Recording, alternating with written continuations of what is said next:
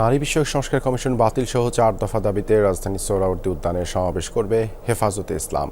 সেই সমাবেশের খবর জানাতে যুক্ত হচ্ছেন সহকর্মী রাব্বি সিদ্দিকী। রাব্বি, সমাবেশ কটা নাগাদ শুরু হবে আর হেফাজতের নেতাকর্মীরা কি সমাবেশে আসছেন?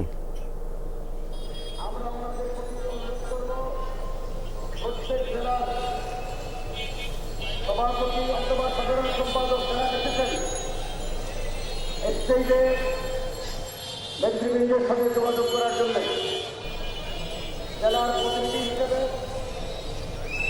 একজন রাব্বি, সমাবেশ কটা নাগাদ শুরু হতে পারে? বক্তব্য রাখার জন্য আমরা দেবাশিস, সমাবেশ আনুষ্ঠানিকভাবে এখনো শুরু হয়নি, তবে জাতীয় নেতৃবৃন্দ তারা কিন্তু সমাবেশেরই মধ্যে এসে পড়েছেন এবং ভোর থেকেই তারা আসা শুরু হয়েছে সমাবেশ সোহরাওয়ার্দী উদ্যানে। এরই মধ্যে সারা দেশ থেকে নেতা কর্মী, সেই সঙ্গে এই সংগঠনকে যারা ভালোবাসেন তারা আসছেন, সে আসা শুরু হয়েছে। আমরা দেখতে পাচ্ছি যে সোহরাওয়ার্দী উদ্যানের দিকে কিন্তু ছাত্র জনতা, সেই সাথে তৌহিদি জনতা, তাদের কিন্তু ঢল নেমেছে। সবাই কিন্তু এই সোহরাওয়ার্দী উদ্যানে আসছে। নটার মধ্যে সমাবেশ শুরু হবে এবং এরই মধ্যে আমরা দেখলাম যে সমাবেশকে কেন্দ্র করে নেতাকর্মী তারা আসা শুরু করেছেন।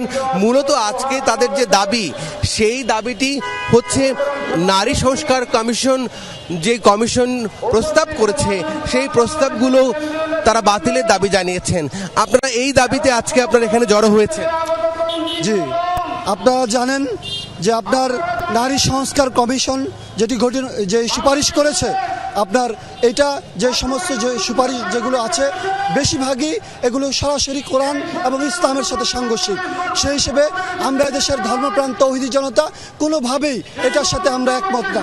তারই প্রতিবাদে আজকে সারা বাংলাদেশের ধর্মপ্রাণ তৌহিদি জনতা হেফাজতে ইসলামের ডাকে আমরা সোহরাওয়ার্দী উদ্যানে এসেছি।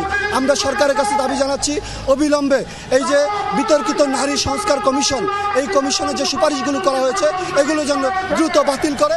আরেকটি বিষয়, আপনারা গণহত্যার বিচার চেয়েছেন, সেই সাথে আপনাদের অনেক নেতাকর্মীর বিরুদ্ধে মামলা হয়েছিল গত 16 বছরে, সেই মামলাগুলো প্রত্যাহারের দাবি করেছেন। জি, অবশ্যই এই মামলাগুলো প্রত্যাহার করতে হবে এবং এই স্বৈরাচারের বিরুদ্ধে অতি বিলম্বে একটি পদক্ষেপ নিতে হবে এবং তাদের সবাইকে শাস্তির আওতায় আনতে হবে। আমাদের যে 2013 সালের যে শাপলা চত্বরে যে গণহত্যা চালা হয়েছে, এই গণহত্যার বিচার করতে হবে এবং এই যে আজকের যে সমাবেশ, এটা অন্তর্বর্তী সরকারের জন্য একটা মেসেজ। এটা এই যে এই নারী সংস্কার কমিশন, এগুলা ইসলাম বিদ্বেষী যে আইন চালু করার ষড়যন্ত্র চলছে, এই ষড়যন্ত্রের বিরুদ্ধে বাংলাদেশের সকল মুসলিম জনতা ঐক্যবদ্ধ। ধন্যবাদ।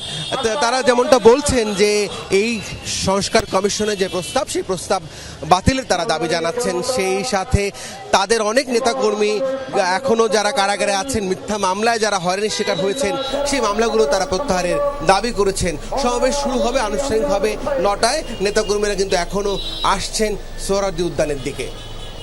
ধন্যবাদ রাব্বি যুক্ত হবার জন্য।